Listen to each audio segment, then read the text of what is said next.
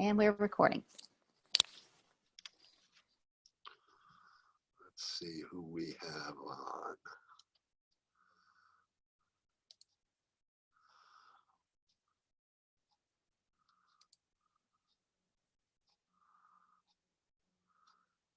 And Josh and Steve. Josh is in for a second hour. Colleen, I think I see somebody from New Hampshire. Bill Wood. Jerry Overton, there he is, the man. Linda Corcoran. Lynn, Lance Timmons from the Red Cross, welcome. Excellent turnout. So this is very exciting. This is, for me, this will be the second webinar of the afternoon. And thrilled that you're all here and willing to take time. Oh, and my boss is on the line, so I'll have to be on superb behavior then. So in any event, welcome to our Champions HEARTSafe webinar. And this is going to be a lot easier for me than the first hour because it's really kind of almost conversational. So most, if not all of you, unless you're from the Program Advisory Committee, are familiar with the HEARTSafe concept.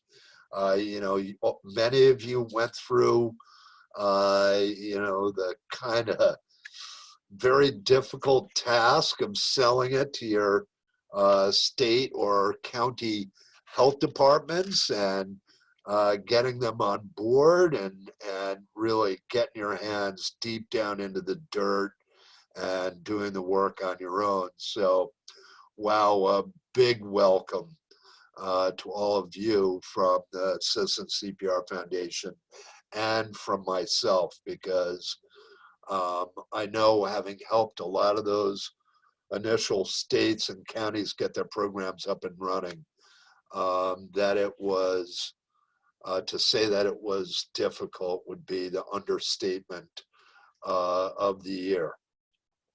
So just a few more general comments. I anticipate that enrollment in this particular monthly webinar will increase over time, and then it'll plateau out at a certain point. But the idea is that, and this has been a dream of mine for many years, is to get the give an opportunity to the state and county coordinators to get together, you know, share successes, share speed bumps, share barriers. And one other really cool component is that each month we'll have a subject matter expert to talk about something that is extremely relevant to the entire group. Now, for this particular call, and at least for today, I'd love to be able to run through a roll call if possible. Is that something we could do, Jennifer, if we were to unmute them? I don't think we have an unruly crowd.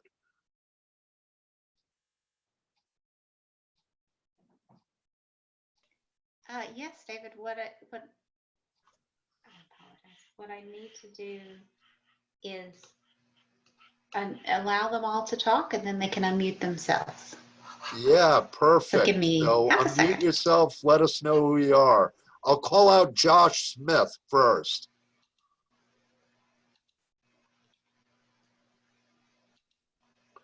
Uh-oh, Josh stepped away. All right, let's make it a free-for-all. Anyone can chime in.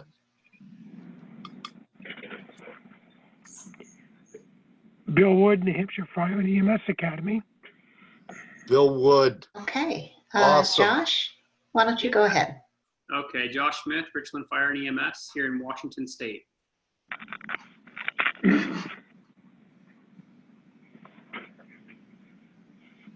Next up. Hey, Dave. It's Brandon Noto. Just here to listen. Yeah, Brandon is one of the original HeartSafe champions, and among other things, maintained the former website and wrote an Brandon? excellent letter to the editor for the journal Resuscitation regarding the study out of Connecticut on behalf of the Program Advisory Committee. Brandon, always good to hear your voice. Always a pleasure.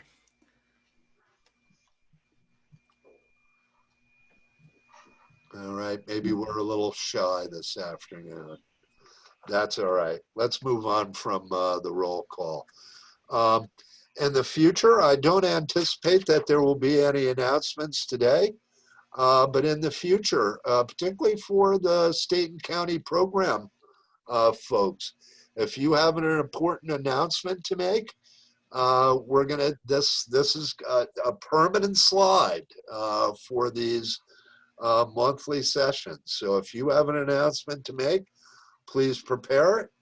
We'll be happy to promote whatever ongoings you are having. Okay, fair enough? Hey, Dave, can you hear me? Yeah, I can hear you. Was having some technical difficulties with the mute button here. I wanted to take the opportunity to introduce myself. My name is Lance Timmons, and I'm here with the American Red Cross and the CARES program. So I'm very happy to be here, and likewise, very happy to hear your voice as well. Yeah, Lance Timmons. Really having a grand time having weekly chats with Lance. And, you know, again, CARES, data, totally cool. Happy to have you here. So in the future, I see this announcements thing playing a major feature. Today, it's kind of like, yeah, Dave, I've changed into 2 different sets of pajamas. I got into some fresh ones just for you and just for this webinar. But, you know, there's going to be change beyond this, and it'll be our pleasure to make announcements on your behalf.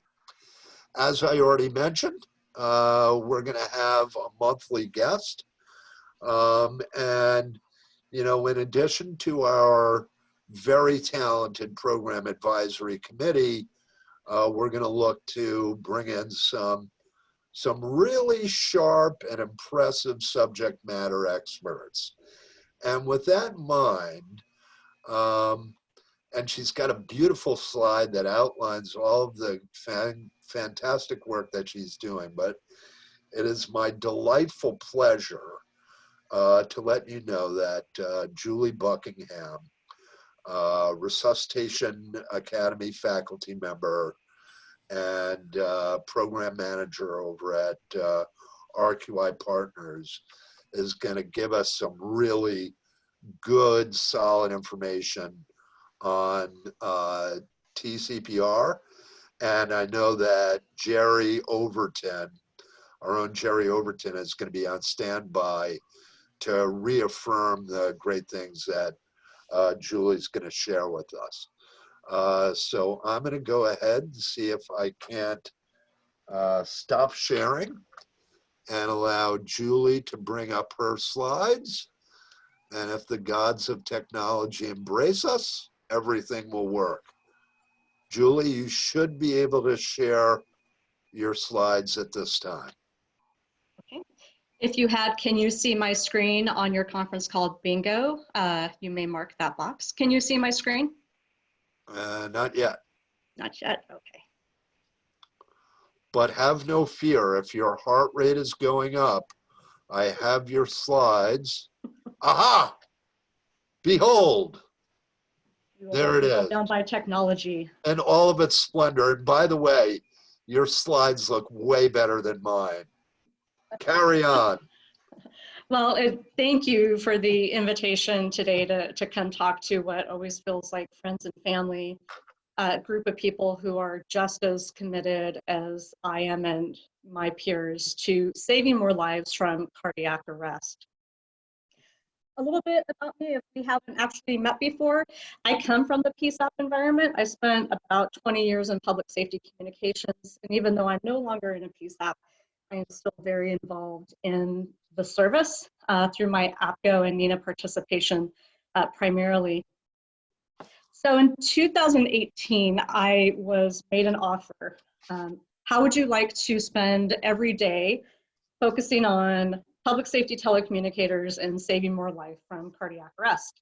And that was an offer that I could not turn down. So while I'm still a faculty member with the Seattle-King County RA, I also joined RQI Partners, which is a partnership between Laerdal Medical and the American Heart Association in 2018 to manage a program that, like I said, focuses solely on helping telecommunicators improve their competency and their skills around calls for cardiac arrest in an effort to save more lives from this.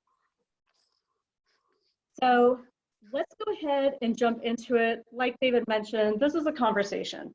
So if you have questions or comments, we would love to answer those and hear from you as well. And I'm so pleased, Jerry, that you're on the call as well. We have reached an impenetrable wall, preventing breakthrough improvements in survival from out-of-hospital cardiac arrest. Last year, I attended a presentation where this statement was made, and I have to tell you that when I heard it, it shook me a little bit. I actually had a reaction to it. And it's something that has stayed with me since I heard it. I actually have it on an electronic Post-it note that sits on my desktop, so it's always present. And the reason why I think it struck me the way that it did is because it's something that I just don't believe to be true. I come from a system in King County where, we have an expectation that all of our cardiac arrest patients will survive. That's the standard that our system has set for us. However, I also recognize, though, that that's not the reality for everyone. So if you come from a system where survival is very low, this statement probably speaks to you, and it is your truth and your reality. But what this statement also says to me is it kind of feels like a shoulder shrug. It says to me, well, we've done everything we can, and this is as good as it's going to get. So if this is what you believe, I hope that by the end of this call to shift your mindset about this just a little bit and help you see that this is not true. While it is true that there's probably not any new medication or medical device intervention coming out in the near future that will impact survival, there is something more that we can do, and that's what I want to talk to you about in the next half an hour. So let's go ahead and jump into this.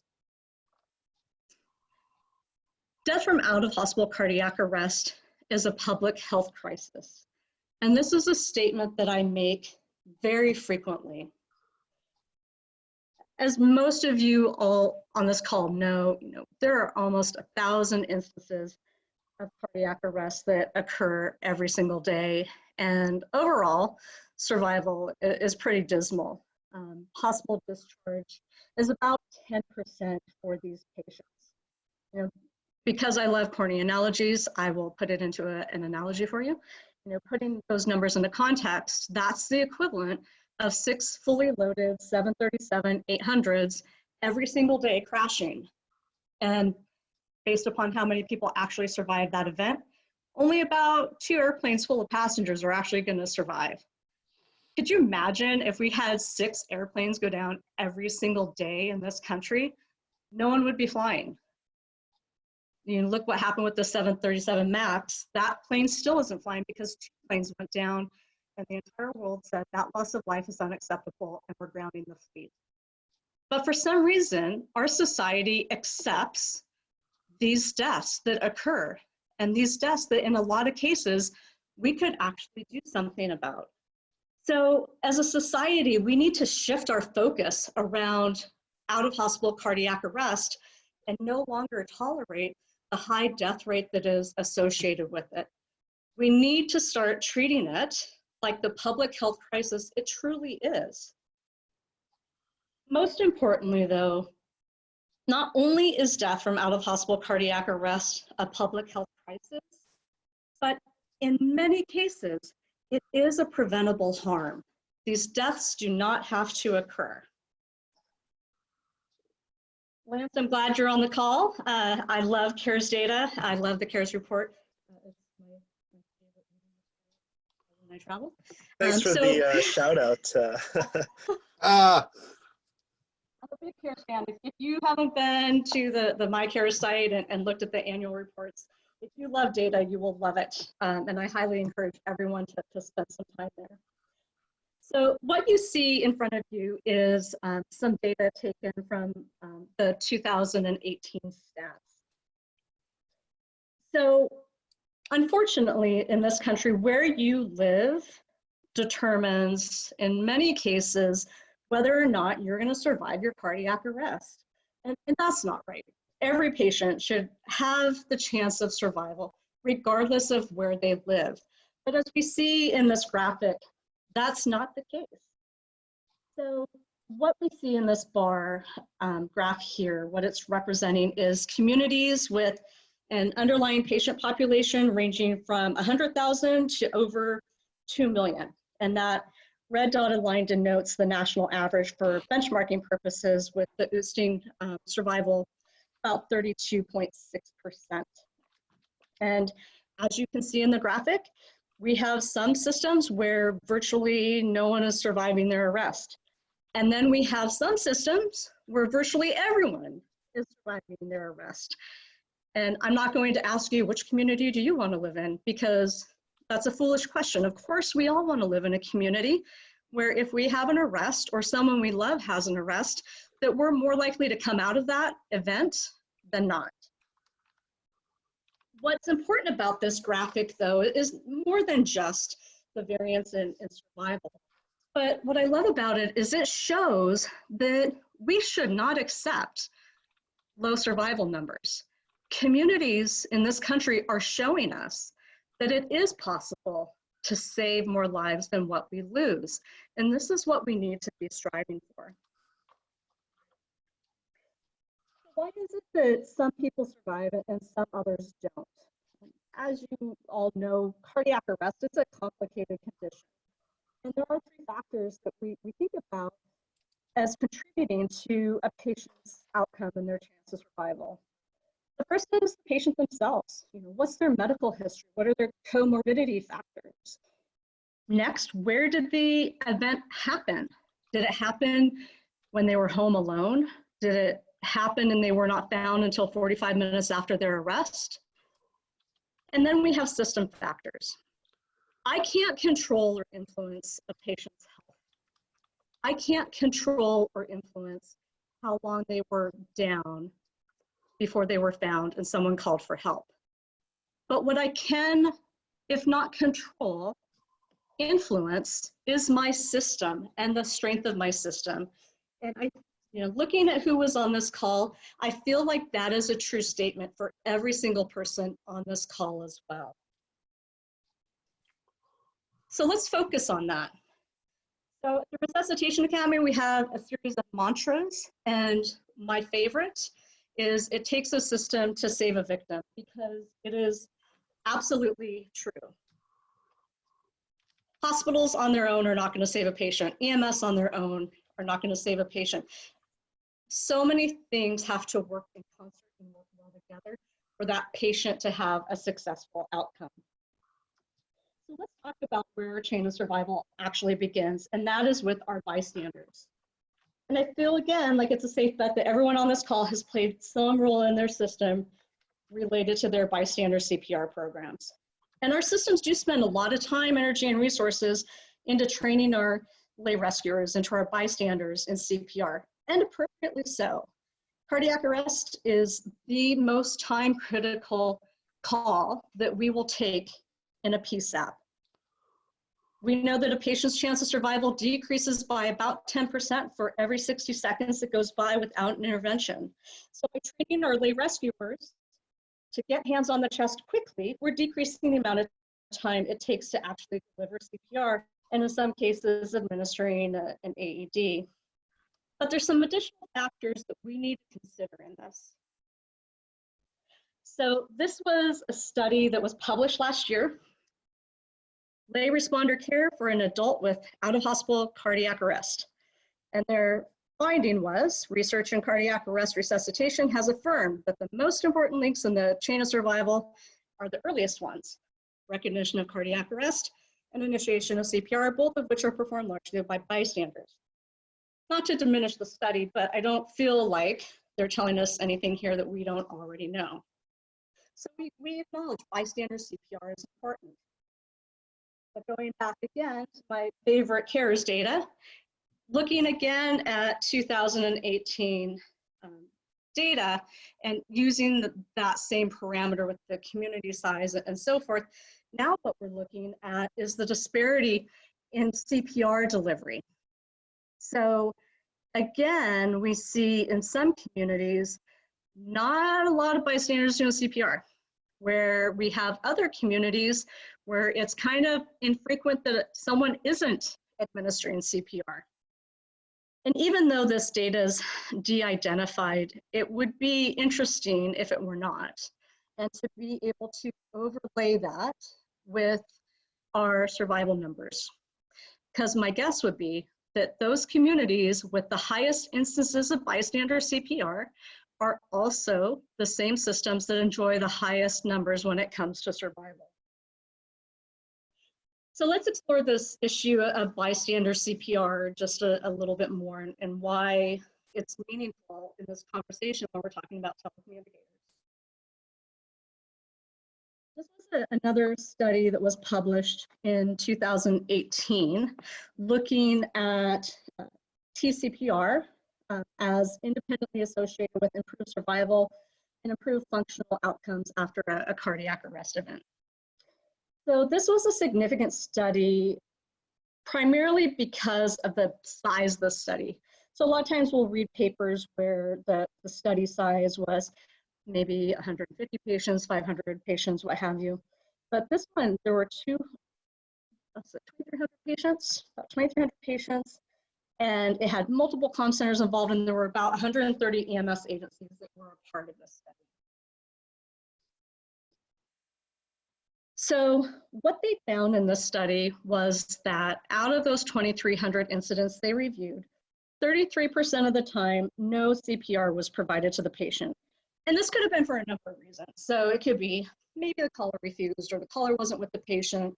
Could have been a DNR in place, EMS arrived before they could get to that point, what have you. But 33% of the time, nothing happened. 24% of the time, though, bystanders initiated CPR on their own without any prompting.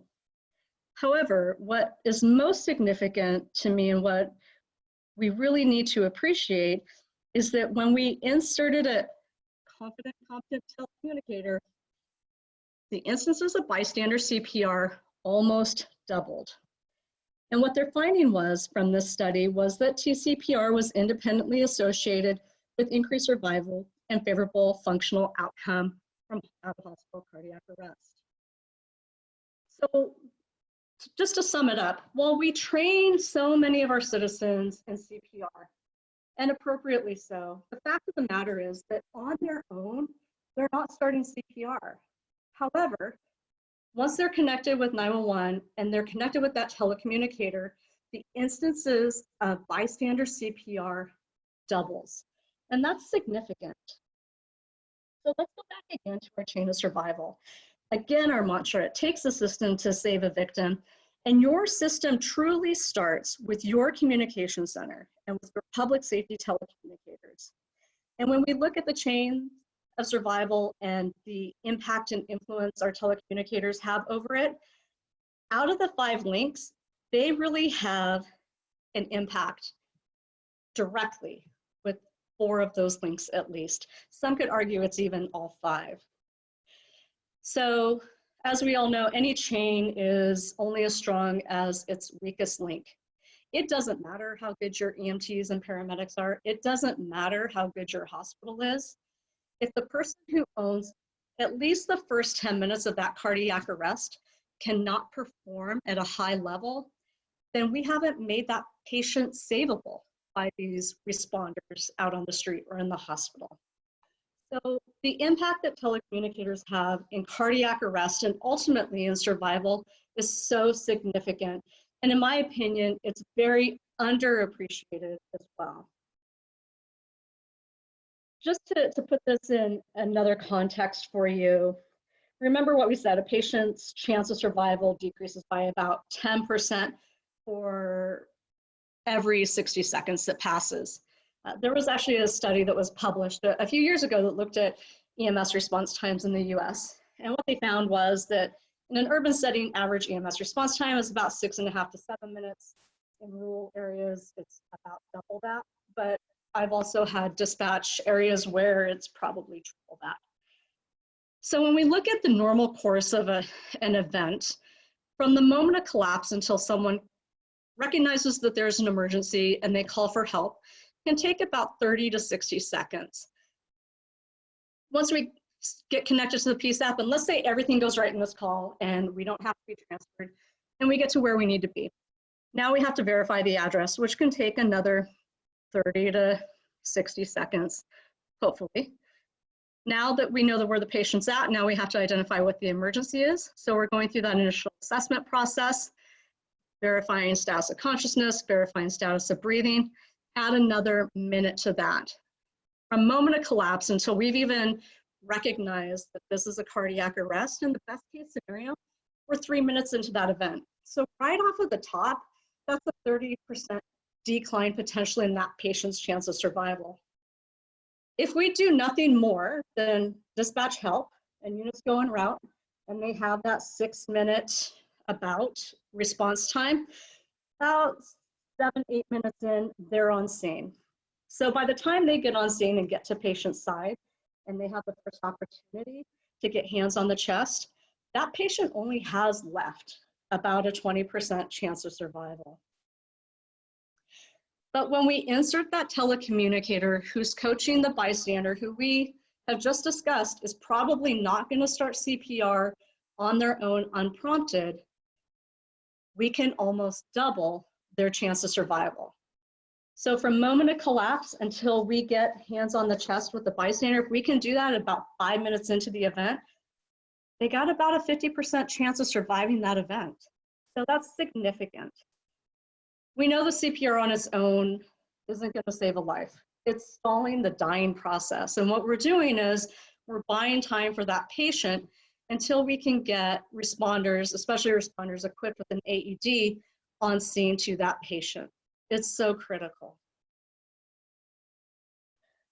Public safety telecommunicators are first responders. You know, we used to say telecommunicators are the first responders. I don't feel a need to qualify it anymore. We are first responders. And there's not a call where that is more obvious than in a call for cardiac arrest. If we do nothing, if we do not quickly apply an intervention, people will die. Unfortunately, though, most systems do not consider their telecommunicators as first responders. And they may say that they do, and they may express how much they appreciate them. But when we look at how our other first responders are treated, such as law enforcement or EMS and fire, to me, what comes with that is an acknowledgement that these professionals need a certain level of training that must be maintained. And there must be a certain level of performance that has to be expected because their actions impact lives. So as systems, we need to really start thinking about how we view telecommunicators and not just how we view them, how are we treating them and how are we resourcing them? You know, in some parts of this country, they don't even give their telecommunicators EMD protocols. So imagine trying to triage a medical event with nothing to guide you. Also in some systems, when a call for cardiac arrest comes in, they provide no pre-arrival instructions. They simply dispatch a unit to that location. And what they basically have done is they've taken any chance that that patient has of surviving that arrest, and they've taken it away from them. So we have to do better. And how we can do better is by advocating for these professionals and ensuring that they have the tools that they need to save a life.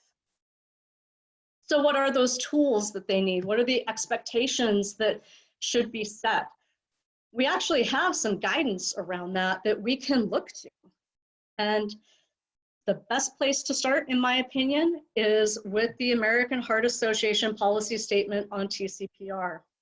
So this was originally published in 2018, and it was re-released as a policy statement from the Heart Association just in February of this year.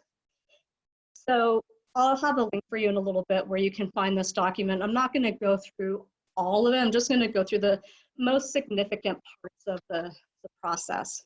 So within this document, we break down TCPR into two sections: programmatic requirements and performance requirements.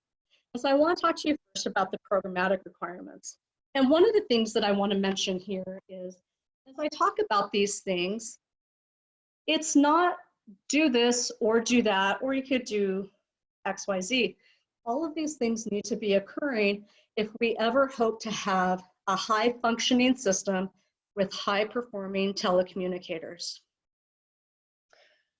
First is the most obvious. We have to have a commitment to high quality TCPR. That's from the top all the way down to the telecommunicators on the floor. Your telecommunicators have to understand the role that they play in every single cardiac arrest event. I think of cardiac arrest like a relay race. To me, your first runner is the telecommunicator, and that patient is the baton, and they're handing that baton off to the first unit on scene, and they're taking care over from there. So like in any relay race, your first runner sets the pace and may set that team up for winning the race or not finishing it at all. So it's no different here. From the leadership side, you set the tone. So you identify for your organization what's important. You support your agency in those things that you have identified as important. So as an example, if your agency doesn't have EMD protocols, if you're committed to TCPR and improving survival, you're going to make sure that they do in fact have access to those protocols. And I'll tell you from personal experience, because I know we have a mixed group here on the call.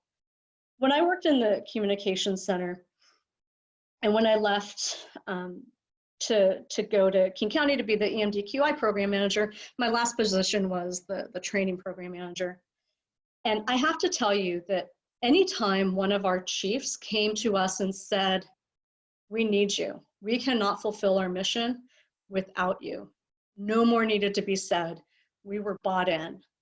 By you going into your PSAP and saying, "We want to improve survival from cardiac arrest. We want to save at least one more life every single year, but we can't do it without you," you're going to find those doors wide open. Because the reality is that we're in this line of work for the same reason you all are. We're here because we want to help and we want to make a difference. More importantly, though, just speaking from my experience and my crew, we didn't want to let our teammates out on the street down. So when they said they needed us, we made sure that we were there. So as you start thinking about the challenges that you have in your system, and how do you make these roads in to start having conversations? Telecommunicators are part of the system. They are part of the team. And when you acknowledge that and you start treating them in that way, there's not anything that they're not going to do for you. Next in the programmatic requirements, providing initial and ongoing education in TCPR for all telecommunicators. So initial training should be 3 to 4 hours. Every year after that, about 2 to 3 hours of continuing training related to TCPR and resuscitation. We can no longer do one and done training.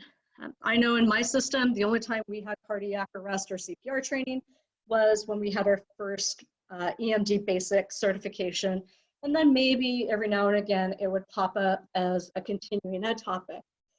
But the thing of it is, remember we said that there's about 350,000 calls for cardiac arrest per year, or incidents of cardiac arrest per year. Let's say that each one of those resulted in a call to 911. And let's say that we have about 100,000 telecommunicators in this country. On average, your telecommunicators are only taking a very, very small number of calls for cardiac arrest every single year. 2, 3, 4 maybe. And in most centers, calls for cardiac arrest only are about 1% of their total call volume anyways. So how proficient can you really become in a skill that you rarely have the opportunity to utilize in real life? And that's why it's so critical that in this low frequency, highest of high risk calls that we take, that it's always front and center on our training radar, and that we're making sure that skills and proficiencies are fresh for these professionals. Next, conduct effective and continuous QI. You cannot improve what you do not measure. Just like we conduct a QI review on all of our officer-involved shootings or our priority 1 type incidents, there is no more critical medical emergency that we take than cardiac arrest. We should review every single one of these incidents to ensure that protocols and process were followed to the most acceptable extent possible. Also, QI is training. Feedback is training. So it's another learning opportunity for them. So we should be reviewing all of these calls. Next, a connection to our EMS agency.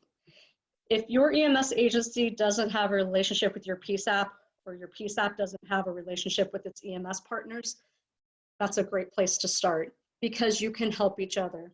Again, you're a system, you're a team, and we have to break out of these silos that we live in and start communicating with each other.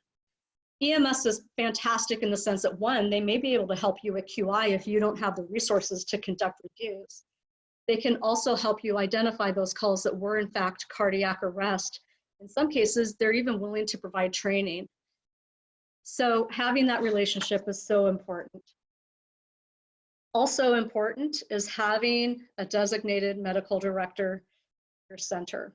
This is someone who can help you identify EMD guidelines if you don't have them, and if you do have them, help you to maintain them to stay relevant and current. This person can also help you identify training goals and be a bridge oftentimes between your PSAP and your EMS agency, especially if it's the same medical director. This one, I think, I'll say they're all important, but I think this one is so important, is recognizing outstanding performance. So in some systems, they recognize when there's a survivor, and that is so great, and it's so rewarding when those recognitions come through. But the reality is that not everyone's going to survive their arrest. So focusing on that performance, which contributes to patient survival, is just as important as well. And we're going to talk about performance recommendations from this AHA document in a moment.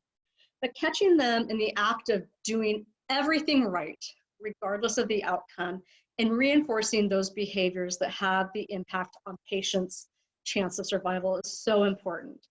And for my fire folks that are online, my EMS folks, when you have meet and greets with survivors, please think about reaching out to your telecommunicators that were part of that incident and invite them in as well. Next, performance recommendations. So we just talked about the things that we should be doing within our system and within our center to help to build a program that will ultimately lead to improved performance and hopefully improve survival as a result of that. So what's the performance that needs to go along with that? So in the AHA statement, you'll find a series of performance recommendations, and I want to just focus on the last two. Step 4 and 5 relate to time to identification and time to getting the first compression on board. Cardiac arrest, again, is such a time-critical event, and these performance metrics may seem aspirational in some systems, but it's what we should all be striving for.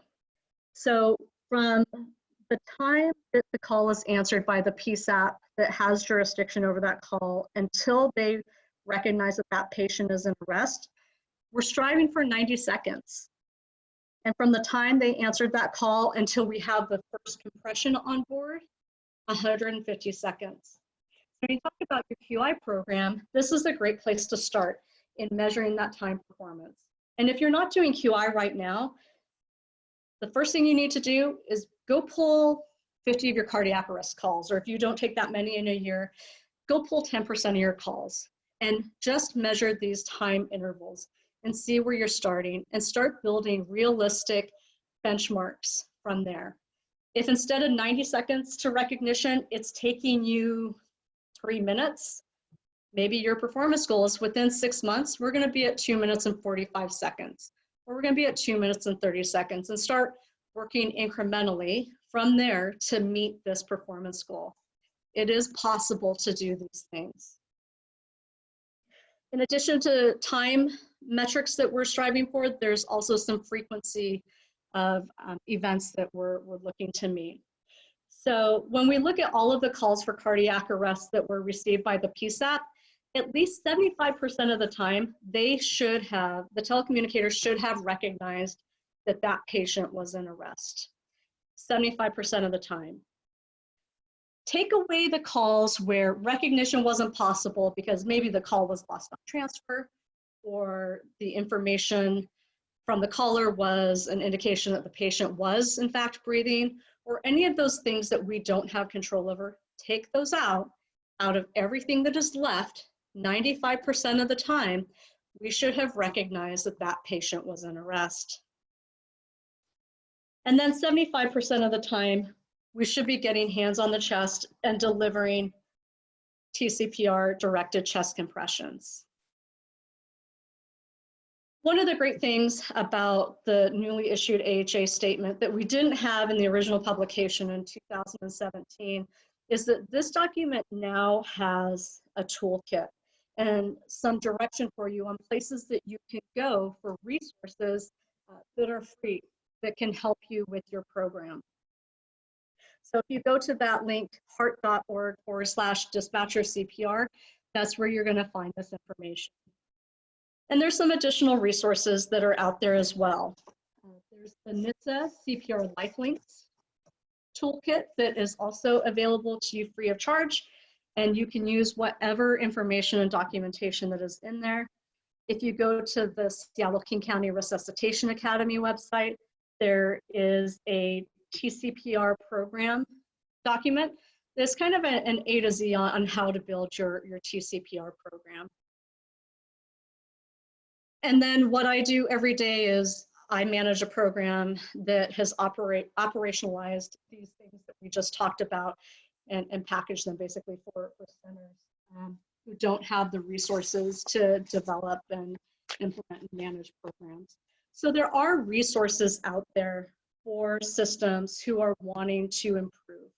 And I would just encourage you to look at those and begin the conversation with your PSAPs about partnering with them as team members together to save more lives from cardiac arrest.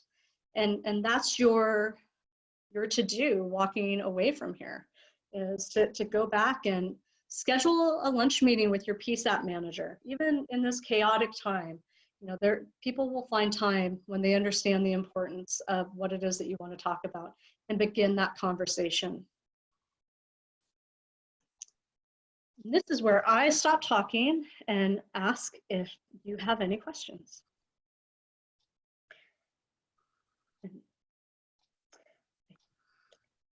Yeah, and while people are conjuring up their courage and or questions, I'll just say, Julie, that was an excellent overview of TCPR.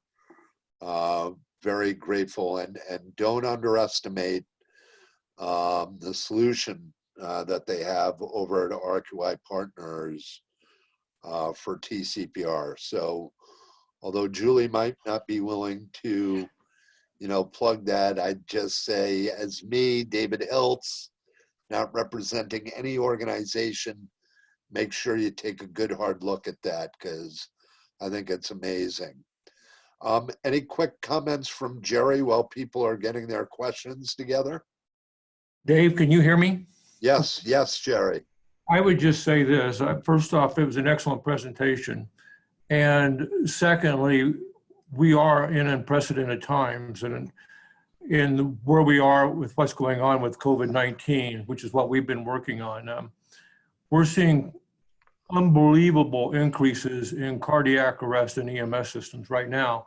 And I'm just going to give you some quick statistics that we received this morning from MedStar, which is in Fort Worth, Texas, which is showing that their total call volume is down 19%, their transports are down 28%.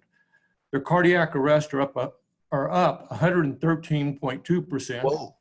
Their dead on scene is up 164%. The resuscitation attempted at scene is up 152.6%. The resuscitation not attempted is up 171%. And what we're trying to do right now is figure out if telephone CPR is in fact being a barrier because of COVID-19, or people are still performing telephone CPR because of the amount of resuscitations attempted and the amount of dead on scene. And actually, these numbers are actually low compared to some of the other EMS systems in which we've gathering data. And so Julie's presentation cannot be more timely. And we're trying to figure out right now what's going on in these EMS systems and why the number of resuscitations and dead at scene are so high in the past since the advent of COVID-19. That would be my comment. Julie's presentation is right on target, and we've got to move fast now to be able to see where we are in May 2020. Oh, spot on, Jerry. Thank you for weighing in. All right, since nobody's writing any questions, how about somebody asking some questions? Would you unmute the participants' microphones, please? Yes, everyone has the ability to talk. You would just unmute your microphone in your profile picture area.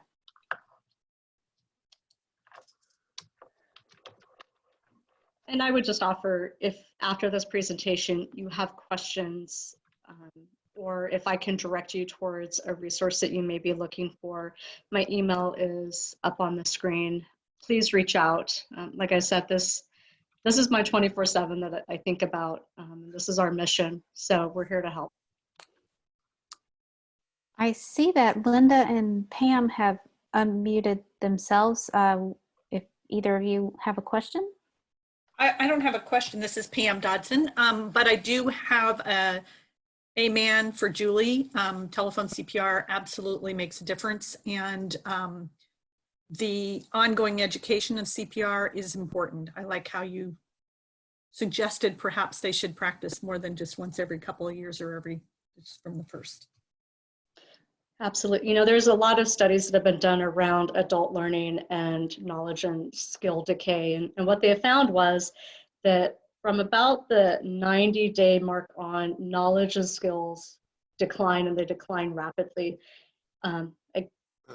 Looking back at my own experience, you know, I spent a lot of money taking a pie baking class last summer, like a lot of money. And I didn't bake any pies for a few months. And so when I went to go bake a pie, it was not like the one I produced in class. Yeah. Right. Yeah. Yeah, Hey, so, I did batik once when I was in elementary school. right, You know. right. You know, so we all have that experience, you know, and imagine, you know, a skill that you infrequently use on one of the most critical calls, and oftentimes one of the most emotional calls that you would take in a protocol that you're not frequently in. You know, we have to do better at allowing them the opportunity to improve and maintain their skills.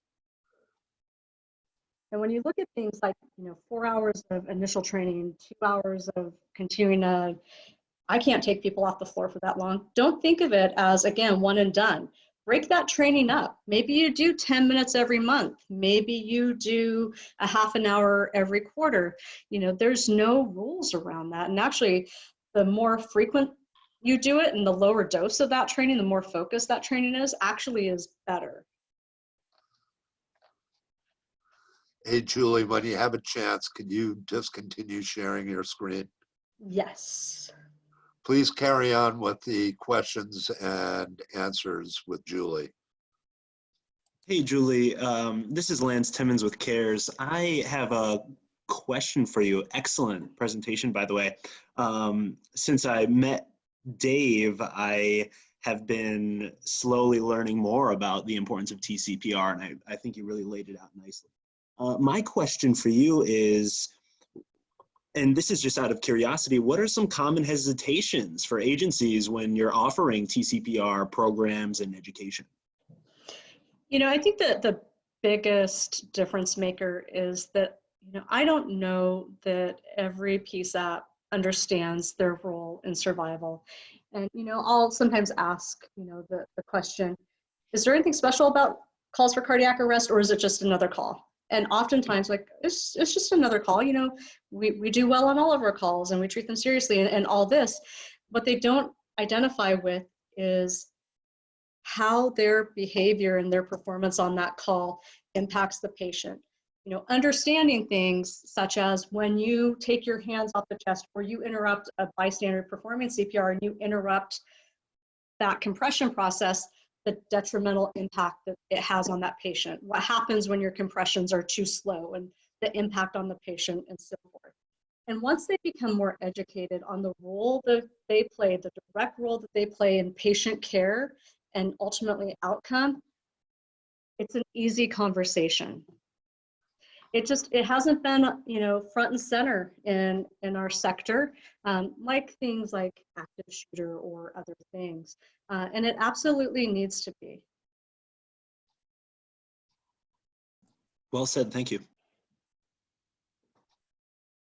Excellent. Anything else for Julie? Knowing that we always have access to her. One of the great things about the resuscitation community is that virtually everyone within it is extremely accessible. You know, when Julie says she's available, she definitely gets back to you. So, but if you have something right now, please share it. I'm curious, for those of you on the phone, what are some of the challenges that you've had with starting the conversation around TCPR or implementing a TCPR program in your community?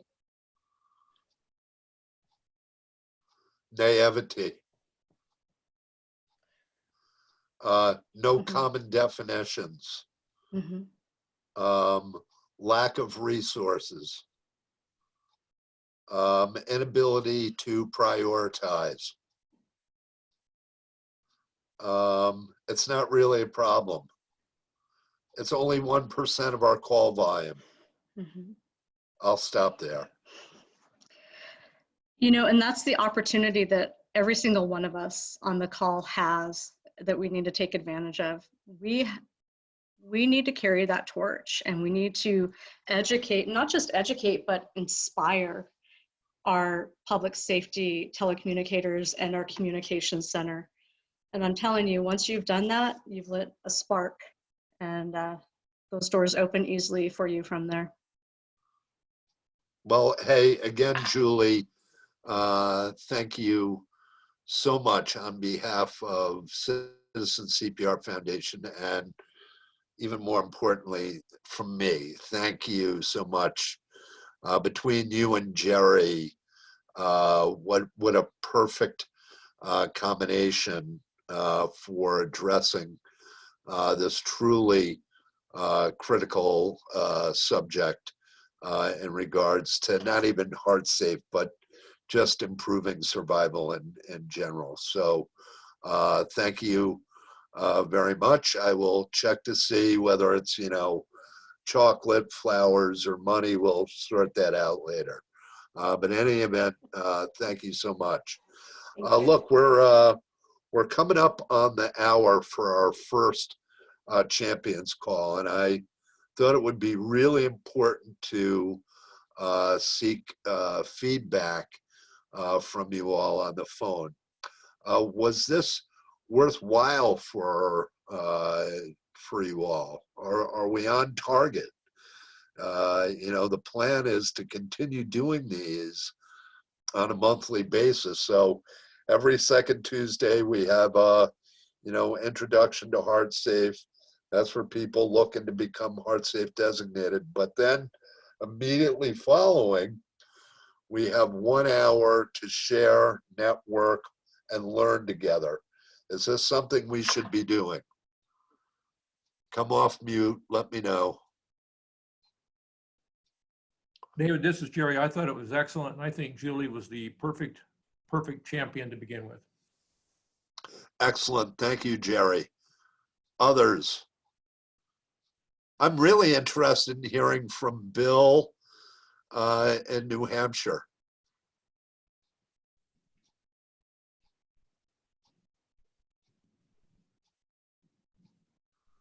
Maybe he's having trouble finding that mute button. Are you Yeah. all set? Can you hear me? Yes. It certainly can be done. I would note from a New Hampshire perspective, where we have a statewide enhanced 911 system with 2 Department of Safety PSAPs redundant. EMD is a priority in the system, and you're absolutely correct. It starts with the telecommunicators. One of the advantages of having a 911 statewide transfer system where they're not dispatching, they can concentrate on the call. And over the years, I've heard many of a call of 45 minutes worth of CPR and so forth. With the telecommunicator, and when we have our quarterly 911 Commission reports, there's usually from 3 to 6 letters of commendation on CPR saves initiated, through the 911 system and the telecommunicators being recognized. So it certainly is doable, and it's win-win for everybody. And as we like to say, when it comes to cardiac arrest, time is tissue. Very good, Bill. Thanks for weighing in.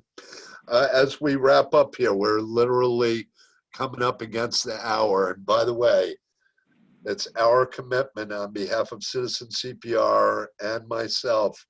We will begin on time and we will end on time. So with that said, quickly throw at me right now, what is the biggest, most ornery kind of problem you're looking at face to face right now?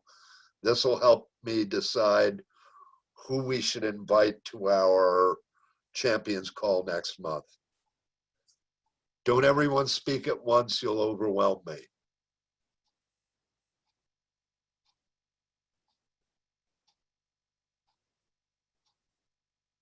Debbie, Lisa, Rich, let's hear it.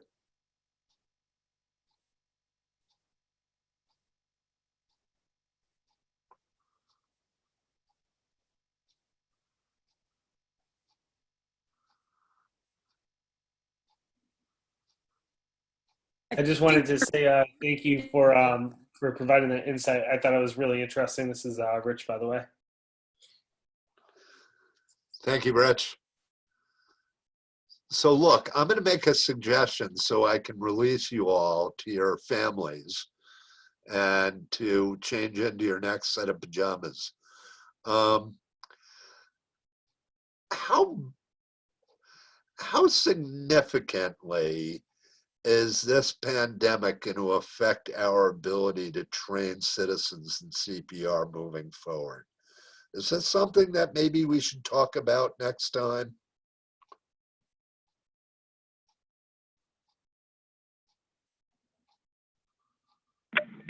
It's certainly a timely topic. All right, there's Mr. Wood weighing in. Somebody else.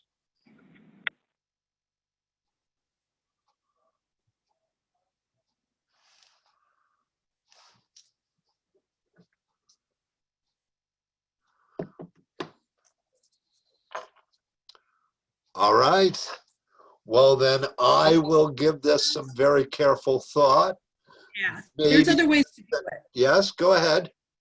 No, there's just other ways to do it. We need to think outside the box. How can we train without being with large groups of people?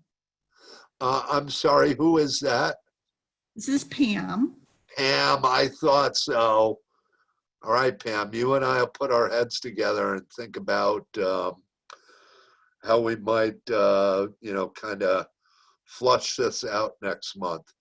It is right on the hour here. So I'll say thank you, not only just for spending an hour with us, but man, I know what you are all doing every day. This is like, a week-long vacation in the Bahamas compared to the kind of work that you're all doing. Thank you very, very much. Enjoy the remainder of your evening and have an even better remainder of your week. Keep it up. Contact me at any time, and ciao.